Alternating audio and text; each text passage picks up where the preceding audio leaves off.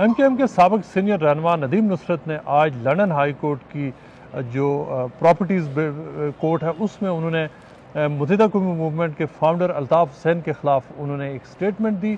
लेकिन इस जो अपीयरेंस थी आज नदीम नुसरत की, उसके लिए वो ख़ास तौर पर अमेरिका से आए और यहाँ कोर्ट ने उनके लिए स्पेशल सिक्योरिटी मैयर्स ली और उनके लिए एक अलग से कमरा मुख्तस रखा जहाँ से उन्होंने अपनी विटनेस स्टेटमेंट दी, इसलिए कि नदीम नुसरत के वकला ने कहा था कि उनकी जान को ख़तरा है।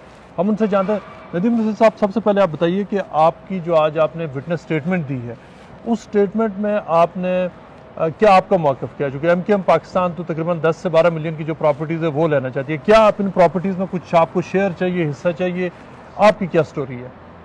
देखिए, मैंने किसी के हक़ में बात की है, ना मुखालफत में बात की है, मैंने एक फैक्चुअल बात की है। जो 4 वीक पहले तक मैं इस पूरे केस का पार्ट नहीं था। 4 वीक पहले मुझे बैरिस्टर की ईमेल आई, जो मुत्तहिदा पाकिस्तान के जो बैरिस्टर हैं, उन्होंने बताया कि एमकेएम लंदन जो इस केस में डिफेंडेंट हैं, उन्होंने आपसे कुछ चीज़ें मनसूख की हैं, कुछ ऐसे उन्होंने क्लेम किए हैं जिसमें आपको बेसिकली फ़ोकस किया गया है कि आपने ये किया। जब मैंने उन डॉक्यूमेंट्स को पढ़ा तो वो काफ़ी सीरियस डॉक्यूमेंट थे। उसमें हिस्टोरिकली फैक्चुअली मुझसे चीज़ें परपोर्ट की जा रही थी और आई थॉट कि ये मेरी रिस्पॉन्सिबिलिटी है कि मैं फैक्ट्स को करेक्ट करूं। मैं यहाँ आया, मैंने अपना स्टेटमेंट रिकॉर्ड कराया, उसमें मैंने ये मेंशन किया है कि मुझे ड्रैग किया गया है। मैंने उसमें ये भी एक पोजीशन ली है कि ये प्रॉपर्टीज़ जो हैं, जो एक क्लेम है कि ये शहीदों के लिए रखी गई हैं, तो 2 प्रॉपर्टीज़ पिछले 5 साल या 4 साल में बिक चुकी हैं। क्वेश्चन ये है कि उनमें से कितना पैसा शहीदों को किया गया है।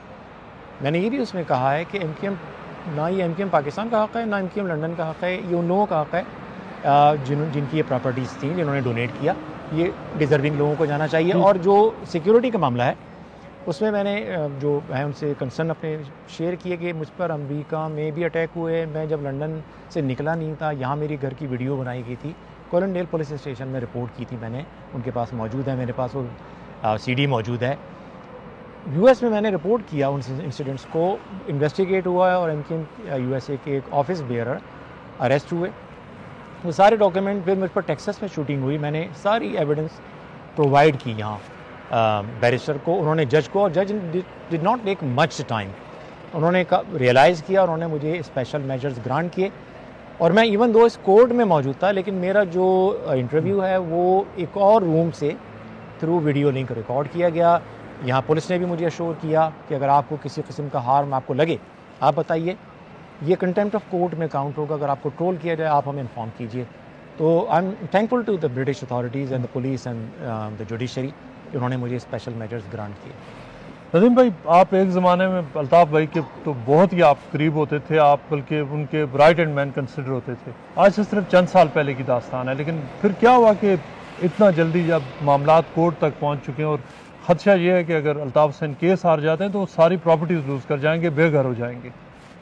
देखिए, एक ज़माने में जब हम यहाँ आए थे, हमारे पास कोई घर नहीं था, हमने बड़ी मेहनत की है ना, और अपने एक्शन से ऐसा हुआ कि वो माशाल्लाह उस पोजीशन में आ गए। आज जो लोग उनके साथ खड़े हैं, अब ये उनकी अखलाकी ज़िम्मेदारी है कि वो अपना रोल प्ले करें।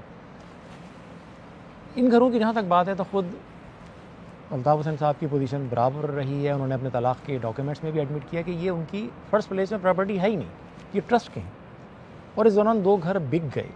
उनका पैसा कितने शहीदों को गया है, ये पब्लिक को, अगर मैं गलत हूँ, आप साबित कर दें कि आपने 11 लाख पाउंड जो भी अमाउंट आया अकाउंट में, वो पैसा कितने शहीदों को गया, यानी पाकिस्तान के कुछ 40 करोड़ रुपए कहाँ गए। तो उसके बाद ये प्रॉपर्टीज़ में जो लोग रह रहे हैं, अब से नहीं 15, 20, 22 साल से रह रहे हैं, ये वो लोग हैं जो अपने आप को सपोर्ट कर सकते हैं। दूसरी तरफ वो लोग हैं जो डॉक्टर इमरान फारूक शहीद की बेवाएँ, उनको घर नहीं दिया गया।